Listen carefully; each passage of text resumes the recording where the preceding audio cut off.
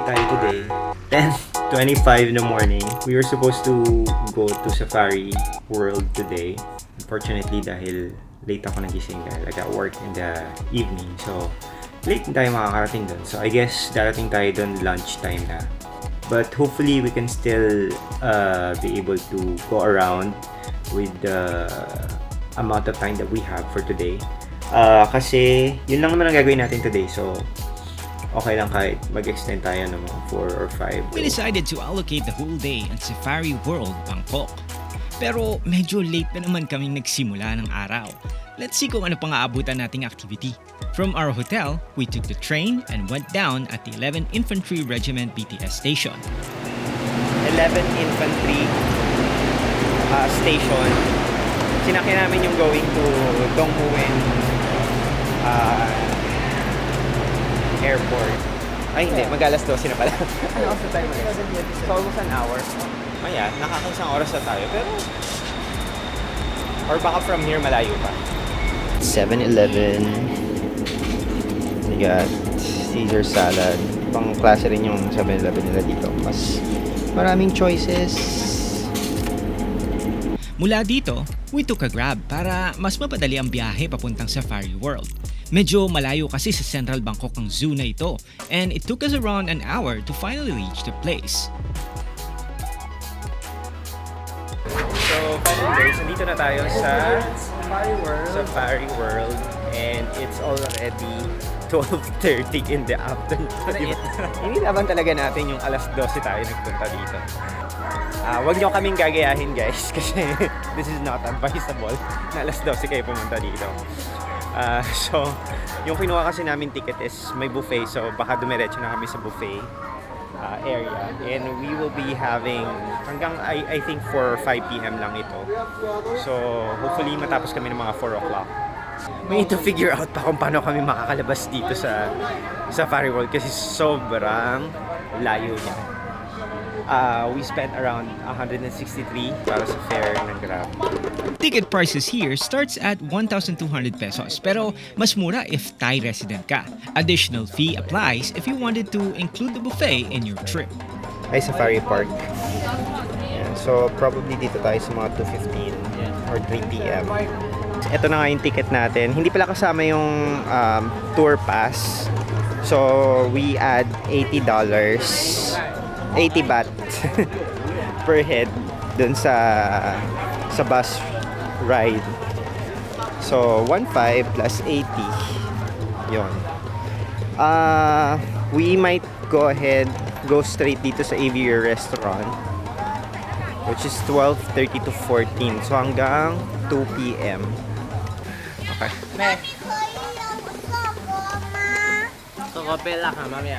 At dahil late lunch na kami nakarating sa Safari World Bangkok, we decided to go straight sa buffet. So, pupunta tayo ng Aviary restaurant. Avail na muna natin yung lunch bago tayo mag-explore. Mga kababayan! Okay, we are heading here to the Aviary restaurant.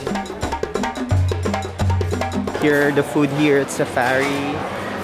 We got stir-fried, all minced pork, fried chicken, pork skin, tofu. Yeah, so may chicken, may pork, may vegetable, may vegetarian.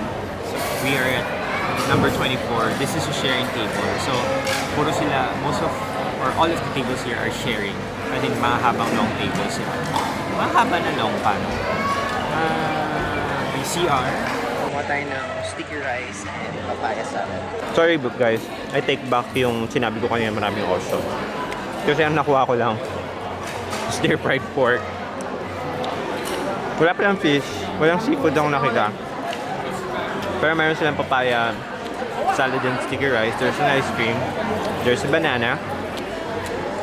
Tapos, what I got is just stir-fried cabbage and pork and tofu. Yun lang ang nakuha ko guys. Ano yung binubulsa mo? Ipa-take out tayo guys sa Sagi. Malaysian tapir. Ito siya guys. So this is an herbivore ba to? Meh! Charot. Wala silang pagkising sa pagkataon. This zoo has an area of more than 177 acres, with a lot of strange and interesting animals from all around the world. The whole zoo is segmented into 3 sections. One is the safari park, where you could be able to sit on a vehicle while closely observing the lives of different animals. They also have the marine park that is full of aquatic life and various shows, and also the jungle walk, which is an area for feeding different animals. Guys, yung schedule for today. May sea lion show pa ng 14:15. So, that's 2 o'clock. 3 cowboy stunt. Orangutan 10, 11 elephant. Ito PM. So, meron pa tayong dolphin show at saka bird na pwede mapanood later. Oh, ito. Gusto ko gawin natin to. River safari ride. Kangaroo. Anyway, so dahil we're trying to manage our time, we need to hurry back sa entrance kasi gawin na natin yung coach ride natin para abutan natin yung 2:15 na trip para at around 3 o'clock we're done. What's outside lips? Okay. Thank you. Nakalabas na kami, nagpatatak lang kami for re-entry mamaya kasi gusto namin gawin yung giraffe feeding and may mga gusto pa akong puntahan inside. 2:15, so we're 15 minutes early. Ayan! Oh, I love it! Dito.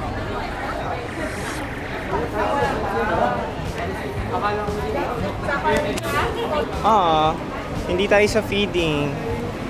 Sad.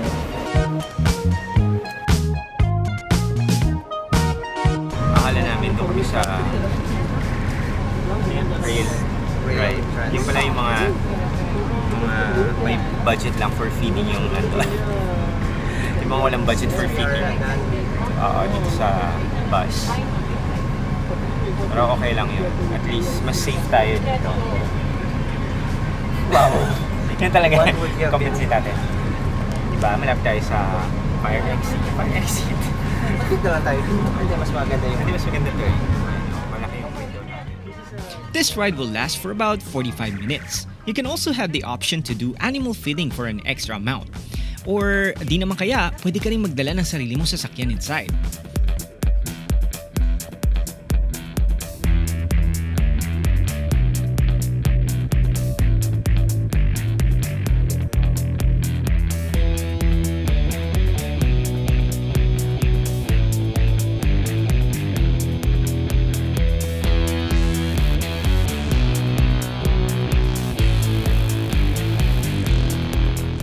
Studio. So, dito yung space kung saan pwede ko magpa-picture. This is worth 300 baht. So, ang highlight nila today is a photo with an orangutan. Look at that. Hindi pala lobat. Wala na space yung ano ko, camera ko. So, balik tayo sa cellphone. Punta tayo dito sa Manatee. Yes! Malaking aquarium. I love it.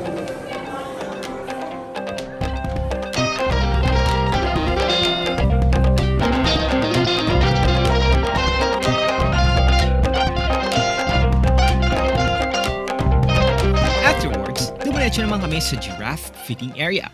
Actually, yun lang din ang ginawa namin pero inabot na din kami ng hapon. Over 200 giraffe. Parang hindi naman 200 yun. Maka-disagree. Giraffe feeding for 100. Are we feeding? No feeding.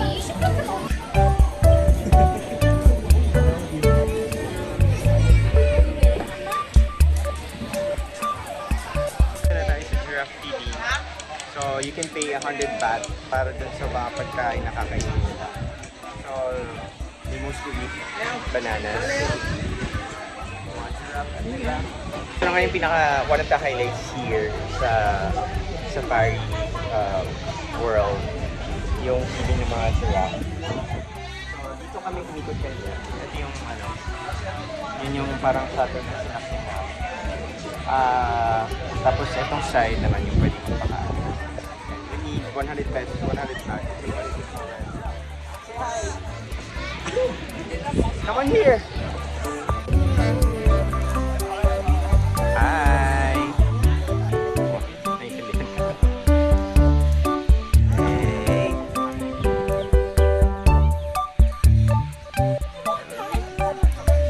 Ano po? Di na namin sinubukan yung ibang ride and wala din kaming animal shows na napanood pero ayos lang din. Time na para bumalik ng Central Bangkok. Sa Giraffe feeding. So, ang pinakamagandang tip na masasuggest ko sa inyo, kunin yung buffet tapos kumuha kayo ng mga saging. Take out nyo para di na kayo gumastos sa giraffe feeding. Bakit? You paid for it. So, kasi 100 baht din yun. Makakatipid kayo. You can do that. Just like what Rod did. Everyday na sa akin, gagi. Hi. Si ate, oh. Harap ka doon. Harap dito. Medyo mahirap pala lumabas sa area na ito kaya ina-advise ko din sa lahat na magko-commute na umalis ng mas maaga than the closing time kasi mahirap mag-book ng taxi or grab if makikisabay ka sa bulto ng tao. Medyo one of the struggle that na maaaring yung ma-encounter pag nandito kayo sa Safari World. Medyo mahirap mag-book ng Grab. So, I suggest if meron naman kayong sundo, mas maganda yung may ganun. Kasi mahirap din mag-commute. Yan, lalo na pag nagsabay-sabay kayong mag-alisan. Pamasahin natin from Safari to Jodds ay 300. From Bangkok Safari, dumiretso kami sa Jodds Fair Market. So after an hour and a half of traveling from Safari, nandito na tayo ngayon sa Jodds Market. So ito yung parang night market nila dito. One of the many night market. Dinner lang tayo and then we'll be heading back sa Syempre, time na uli para kumain at mag-shopping. 50 or 60, I don't know. So hanap tayo ng mamimili. Tsaka mamaya dito na rin tayo.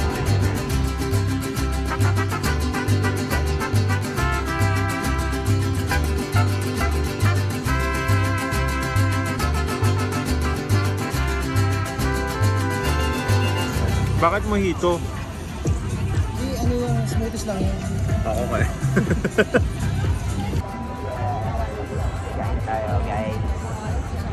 Ang sarap pala ng mango sticky rice. Kaya mag-take home na rin ako. Kami, guys.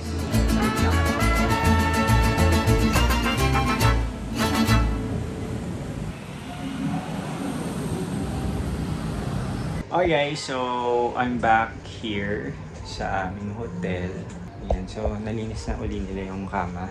And bumili pala kami ng pasalubong for ourselves ng sticky rice and mango kasi hindi na namin siya ma-accommodate kanya dahil busog na kami sa kinain namin. Also, nag-shopping kami ng mga outfit. Actually, yung pinamili namin, this is costing 150. Ay, this is 80. Yung shorts is 80. Yung pants na nabili ko is 150. Pati natin kung ayan. Maganda naman yung kulay eh. So parang this is something that I don't really see that much in the Philippines. So not bad. At isa ko pang binili na short. And this is 80. So nakuha namin siya ng for 300 baht. So that's just around 600 pesos. So murang-mura. Kasi equivalent lang sa isang short yun sa ng mga brand sa Pilipinas. Anyway, we're gonna work and then that's it for today. I'll be seeing you all again tomorrow. Good night, guys. On our next episode, it's a spa day. We are finally going to try the famous Thai massage.